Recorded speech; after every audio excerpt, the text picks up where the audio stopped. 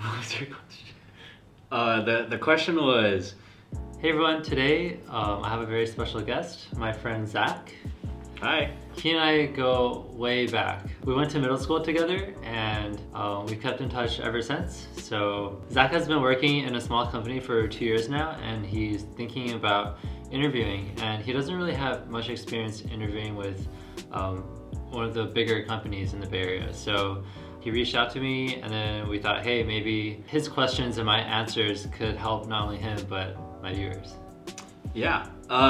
Coming out of college, I had very little experience with doing internships and doing interviews. Like, I did internships, but I didn't apply to very many places. So, being here with Jeffrey, who's had a lot of experience at a bunch of different internships and a bunch of different companies, I'm looking forward to learning a lot more about the process and playing the bigger game. So, one of my first questions is like, how would you structure the interview process? Like, in terms of like taking your own personal actions, like, would you apply to everything all at once in one big burst? So like, study really hard, research all the companies you want, and then have them all on a list, and then apply all at the same time?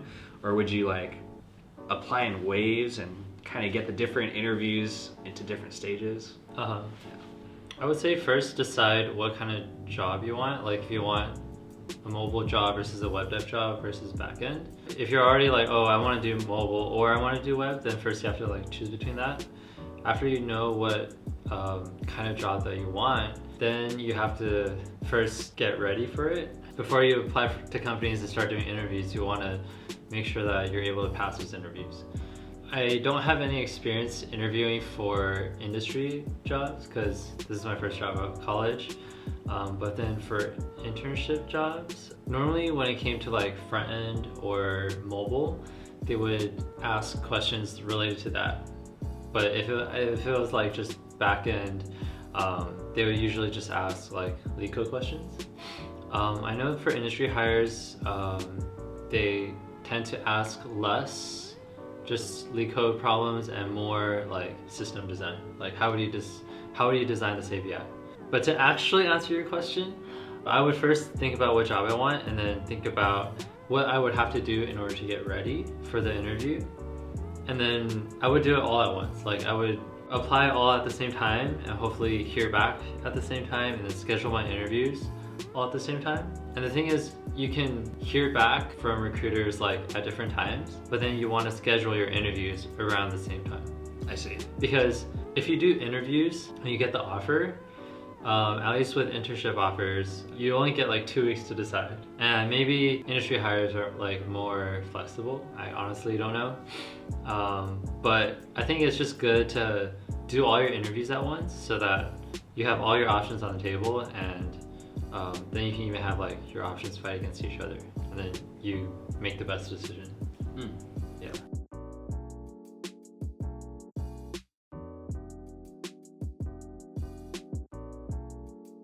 Okay. So when you're in contact with recruiters, I always wonder if there's like a game that's being played. Like, like, should I respond too fast or too slow? Or am I responding too fast or too slow? Should I be responding after workday hours, or should it only between 9 and 5? Yeah. Just wondering if you have any thoughts on that. So recruiters are really busy people, and they're probably talking to 10, 15 candidates at once. So I don't think they're really playing a game. Obviously, the faster you reply, the faster they'll reply, and then also the earlier you respond to the recruiter, the more available time there is to interview. Okay, yeah, so respond as soon as possible. Yeah, so if it was me, like, there's no use playing the game. Like, the recruiter is just trying to get to know you and then schedule a time for you to do the interview, right? That's their job. And if you're like a shit interviewer, it doesn't matter how you play this recruiter game, it's not gonna help you pass the interview. So when you talk to a recruiter, the sole purpose is just to set up the interview time. Okay, yeah, you just want to get in the door. Yeah. And then focus on the interview. Okay. Yeah.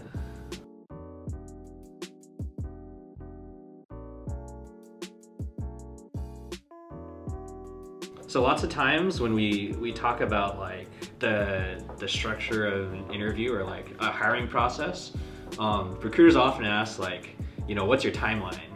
I know like if you have like only like 6 weeks worth of money left to sustain your lifestyle and you're like, oh, I need a job by then, that's very easy to build a timeline. Like I want to be hired by 6 weeks. But for a lot of people, and especially for me, like when people ask me about my timeline, I'm like, I don't know what my timeline would be. Do you have any recommendations on how you would like structure a timeline? Perhaps even building a shorter timeline on purpose to see if they could expedite the process? Okay, well, for me personally, when like Facebook and Google reached out to me, I just told them the truth, right? Like, I'm not really looking, I'm pretty happy where I am. I'm still learning a lot here. And yeah, like we'll keep in touch. So that was my timeline, because I wasn't actively looking. If it comes to like creating an artificial timeline in order to expedite the process, people I've known have done that before. So that's like up to you on a case by case basis. But then in your situation, I think you can just be honest and say, oh, like I don't really have a timeline. Like you don't have any pending offers or anything. And I think if you don't have any real timelines or deadlines, then you shouldn't artificially create one, because it just means that you have more time to prepare for your interview. Yeah. Like interviews are usually never rushed, and recruiters always go by your schedule. Okay.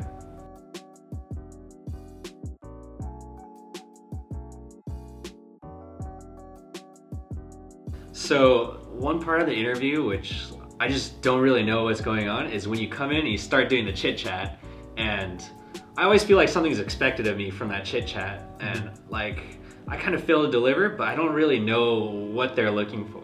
Yeah, is this like over the phone when you first talk to a recruiter? Or that, and also like even on the whiteboard interview, sometimes they talk about themselves and then they're like, tell me about yourself. Yeah. How do you answer that, and what are they looking for? So let's start with the recruiter. I guess on the initial call when they first reach out, they just want to get to know you.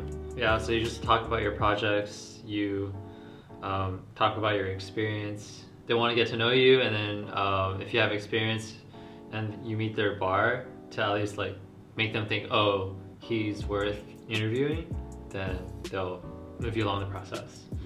When it comes to the chit chat before an interview, to be honest, I don't think it matters that much. You can be a great chit chatter, and then if you don't do well on the interview, you won't pass. And if you're not like super interesting during the chit chat, but then you ace the interview, then you'll probably pass the interview. So what the chit chat does for me when I interviewed, it helps lessen the tension. It makes me less nervous, and it makes me more like in the mood to do the interview, I guess. Some interviewers, we just jump right into the question and they want to give me as much time as possible and then leave questions to the end. Some are like, oh, tell me about yourself, and then like I'll talk about a quick project I did, or it could be completely random, like talking about the weather or something interesting I recently did. Okay, that sheds a lot of light on it. I think for me it was actually more stressful, ironically, because I didn't know what was expected of me. Where for like, you know, most people it's supposed to be easing them into the yeah. So it's kind of funny. It's meant to ease you into the process, and it plays no role unless there's like a super red flag, which is like really hard. I've had really good conversations during the chit chat, and then I failed the interview, and I've had also like no chit chat at the beginning and pass the interview. So it goes both ways. I see. So one thing I've been wondering for a while is, how do you manage a season of applying? Like when you're in school, it's pretty simple. You have a bunch of free time, so you apply to stuff in your free time. When you get the interviews, maybe it's like out of state, they'll fly you out. You're like, I'll skip a day of classes. It's no big deal, because applying to stuff is more important and doing the interview is more important. But now that we have jobs, do you use PTO? Do you use sick days? Do you use personal days? What I'm kind of worried about is like, I don't want to like burn all my PTO and then decide, oh, I don't have any PTO left, and I also decided I didn't want to take any of my job offers. Yeah. And also, like, how do you not like completely go Mia on your current team and just have them wondering like, hey, where's my developer? Where's he at? Yeah. So I guess it depends on your company's vacation policy. Do sick days like count towards anything? Like, do you have a certain number of sick days? No, I have unlimited sick days where I'm at. Yeah, so you can just say, like, you can lie and say, I'm feeling really under the weather, and take like 3 days off maybe, or 2 days, and then just try to do like 3 on-sites in a row. Someone I know who I worked with took a whole week off to just do interviews in the Bay Area.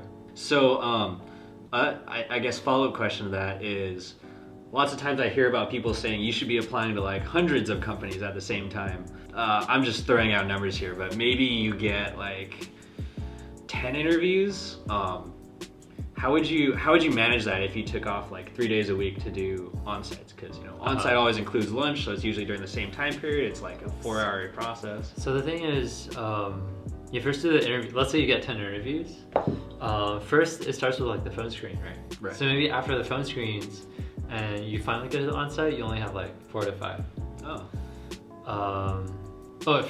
First of all, I'm saying 4 to 5 as in like hypothetically, like if you get 10 phone screens and you get 10 on-sites after that, that's great. But usually, like, it's a funnel, right? You start with like 10 phone screens, and maybe you pass like 8 of your interviews, and they keep getting smaller and smaller.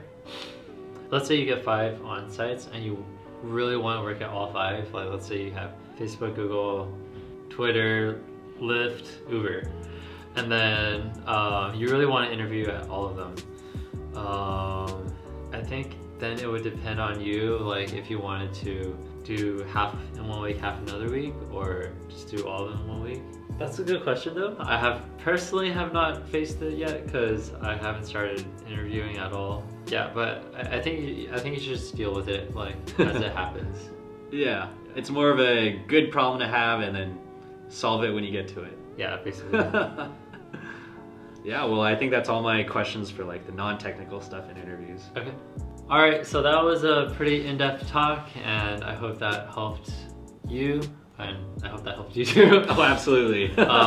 Yeah, those are some pretty good questions. I didn't know the answer to all of them because I haven't started interviewing for like industry jobs yet. If you have any additional questions or anything you want me to follow up on, or anything you want me to clarify, then please leave a comment in the comments and I'll get back to it as soon as I can. This wraps up this video, but we're gonna make another video completely about doing an interview problem. So I'm gonna do a mock interview with Zach, and he's gonna ask me questions, and yeah, we'll see how it goes. So tune in for that one. I'll probably leave a link in the description. So see you there.